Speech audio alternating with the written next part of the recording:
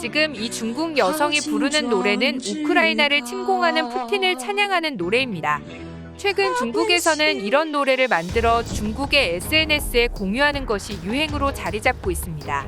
중국 정부는 공식적으로 러시아의 우크라이나 침공에 대해 안보에 대한 합리적인 요구를 하고 있다는 취지를 밝혔으며 유엔 안전보장이사회 표결에서 기권을 하며 우회적으로 러시아의 편을 들었습니다.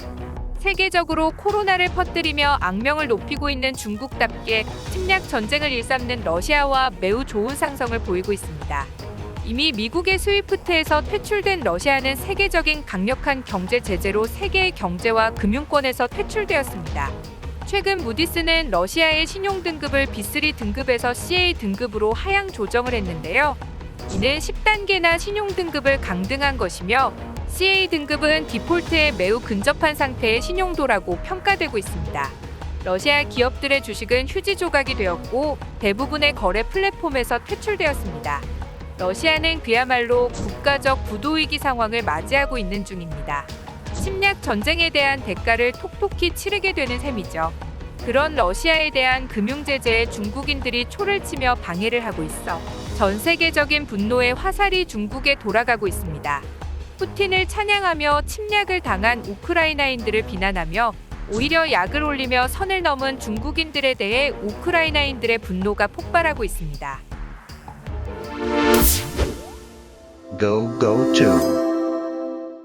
최근 우크라이나를 돕기 위해 지원하려는 한국인들이 많이 늘고 있습니다. 우크라이나 전쟁의 의용군으로 참전하겠다는 한국인 지원자가 100명 정도라고 주한 우크라이나 대사관이 7일 밝혔는데요. 주한 우크라이나 대사관 관계자는 이날 참전 지원 문의가 꾸준히 많은 상황이라며 현재까지 의용군 지원자는 대략 100명으로 추산된다고 전하고 있습니다. 유튜브 컨텐츠 가짜 사나이에서 훈련교관으로 활약하며 큰 인기를 끌었던 유명 유튜버이자 전 특수부대 출신 이근 대위가 우크라이나를 돕기 위해 출국을 하였고 우크라이나 현지의 의용군으로 참가했습니다. 우크라이나 현지에 도착한 이근 대위는 인스타그램을 통해 글을 게시하며 우크라이나인들에게 6.25 전쟁 당시 도와주셔서 감사합니다. 이제는 우리가 도와드리겠다는 글을 남겼습니다. 해당 게시글의 네티즌들은 6.25 전쟁 당시 우크라이나는 소련이었으며 적국이었다며 이근 대위를 비난하기도 했습니다. 이에 이근 대위는 또 다른 게시글을 통하여 6.25 전쟁 당시 세계가 한국을 도왔다고 이야기하며 우크라이나 사람도 미군으로 참전했습니다. 이제는 우리가 우크라이나를 돕겠습니다. 아무 죄 없는 사람들이 다치고 죽는 것을 보고만 있을 수는 없습니다라며 우크라이나의 평화를 위해 기도해달라고 이야기하며 우크라이나인들을 돕기 위해 최전선에서 싸우는 길을 택했습니다. 이근 대위를 비롯한 우크라이나의 의용군으로 세계 각지에서 찾아온 이들에 대해 해외의 네티즌들은 영국 해병대, 캐나다 저격수, 한국 특수작전 사령부, 이스라엘 정예 특수부대, 네이비실, 우크라이나인들은 이런 어벤져스 스타일의 은퇴 지원 없이도 잘 해왔습니다. 러시아 침략자들은 빨리 후퇴하지 않으면 지옥이 올 것입니다. 저놈들은 장난이 아니야. 손을 잡는 것은 미친 짓이야. 이렇게 다양한 특수부대가 있으면 정말 최고의 군대 중 하나가 될 거야. 은퇴한 특수부대원들이 우크라이나에 모여 러시아군과 싸우러 가는 모습이 마치 헐리우드 영화에 나오는 특수부대나 어벤져스를 연상시킨다며 세계적으로 열광하고 있습니다. 이근 대위의 기사는 일본의 인터넷에도 화제가 되고 있습니다. 평소 혐한을 하는 일본인들의 반응과는 다르게 이근 대위의 활약에 많은 놀라움을 보이고 있습니다. 일본에서는 70명의 의용병이 지원이 있었지만 일본 정부의 허가가 떨어지지 않아 우크라이나에 대한 출국은 결국 실현되지 못했습니다. 이에 비해 이근 대위는 국가의 반대를 무릅쓰고라도 자신이 옳다고 생각하는 행동을 관철하는 용기에 감동을 한다는 반응을 보이고 있습니다. 강한 남성을 동경하는 일본인들에게 이근 대위의 모습은 그야말로 이상형으로 보인 것입니다. 일본 정부가 반대하자 일본은 의용병들의 우크라이나 지원을 포기했는데요. 그런 일본 정부의 우크라이나에 대한 비협조적인 태도와는 달리 갑자기 일본 정부가 우크라이나 난민을 받겠다고 선언하여 일본 정부의 태도에 의구심이 쌓이고 있습니다. 지금까지 난민 수용에 인색하며 웬만해서는 난민을 받아들이지 않는다던 일본이 러시아의 침공으로 우크라이나를 떠난 난민들을 받아들이기로 결정했습니다. 기시다 총리는 우크라이나의 모라비에츠키 총리와의 전화를 마치고 총리 관저에서 기자들에게 국제사회에 있어서 중요한 국면이다. 우크라이나 사람들과의 연대를 더욱 보여주기 위해 우크라이나에서 제3국으로 피난한 분들의 일본 수용을 앞으로 진행하겠다고 밝혔습니다. 일본은 코로나 감염 확대로 해외에서의 일반인들의 입국마저 거의 차단하다시피 할 정도로 쇄국 정책을 펼치고 있는 상황인데요.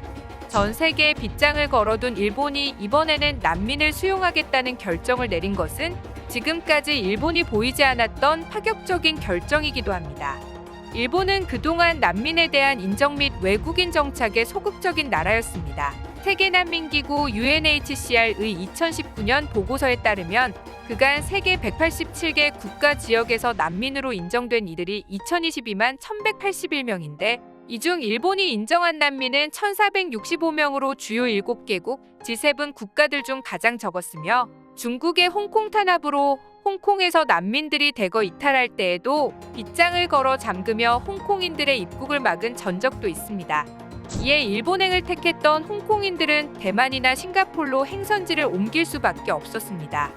심지어 아프가니스탄에서 미군의 철수로 수많은 난민이 발생했을 때 일본인들을 도와주던 아프가니스탄인들의 입국조차 거절했던 나라이기도 합니다.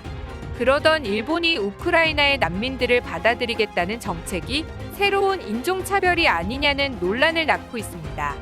유난히 백인들에게만 우호적인 일본인들의 성향이 반영된 것이 아니냐는 논란인데요.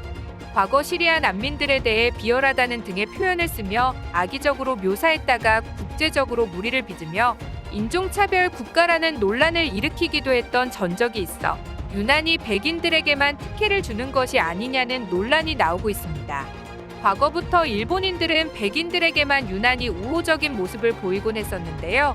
우크라이나는 전쟁 상태이기 때문에 대부분의 남성은 출국 금지가 되어 있는 상태이며 난민들 대부분이 여성이라는 특징이 있습니다.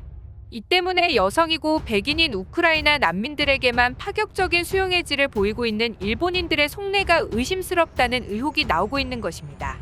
혹여나 일본이 21세기판 인종개량 정책을 펼치려는 것이 아니냐는 의구심이 나오고 있습니다. 푸틴은 21세기에 유례없는 전쟁을 일으키며 히틀러의 버금가는 희대의 독재자가 되어버렸습니다. 세계에서는 최악의 독재자이자 전범이지만 중국인들은 푸틴을 영웅으로 보고 있습니다. 전 세계가 러시아에 대한 경제 제재를 하자 중국인들은 러시아 제품 사주기 운동을 펼치며 러시아 제품을 파는 온라인 쇼핑몰이 순식간에 완판이 될 정도로 중국인의 러시아 지원 물결이 거세지고 있습니다. 중국인들은 러시아를 응원하면서 우크라이나를 조롱하여 전 세계인들의 눈살을 찌푸리게 하였고 우크라이나의 많은 남성들이 전쟁으로 큰 피해를 입게 되자 여자들이 남아 돈이 미인인 우크라이나 여자들을 데려오자며 차마 사람으로서 도저히 용서할 수 없는 말들을 인터넷에 올리며 전 세계인들을 분노하게 했습니다. 그야말로 선을 제대로 넘어버렸고 우크라이나인들과 세계인들을 분노하게 만들었습니다. 하지만 우크라이나를 욕하고 러시아를 찬양해도 러시아군의 폭탄은 중국인들을 피해가지 않았습니다. 우크라이나 동부 하르키우에서 러시아군의 폭격으로 중국인 유학생 4명이 숨졌다고 중국 화교 매체인 뉴욕차이나런닷컴이 사회 보도했는데요. 해당 매체에 따르면 러시아군이 하르키우의 한 대학 기숙사를 폭격해 13명이 숨졌는데 이 가운데 4명이 중국인 유학생이었다는 것이 밝혀졌다고 합니다. 중국의 소셜미디어 웨이보에서도 폭격을 받은 해당 대학의 사진과 함께 중국인 유학생들이 숨지거나 다쳤다는 사진 자료와 게시글이 올라왔습니다. 그러나 중국 정부는 가짜뉴스라며 반박을 하고 나섰는데요. 중국 정부의 이 같은 행동은 러시아를 자극하지 않기 위해서 중국인들이 실제로 피해를 입어도 피해를 감추고 있는 것으로 보이고 있습니다. 실제로 러시아군의 총격에 중국 유학생이 부상을 당했을 때도 중국의 매체는 침묵을 하며 쉬쉬하는 행동을 보였습니다. 중국 정부는 막상 전쟁이 터졌을 때 자국민들에 대한 피난 조치는커녕 그냥 내버려두는 행보를 보이고 있는데요. 중국 정부의 입장에서는 자국민 개개인들의 목숨은 그닥 관심 가는 대상은 아닌 것 같습니다. 시청해주셔서 감사합니다. 구독과 좋아요는 양질의 컨텐츠를 만드는 힘이 됩니다.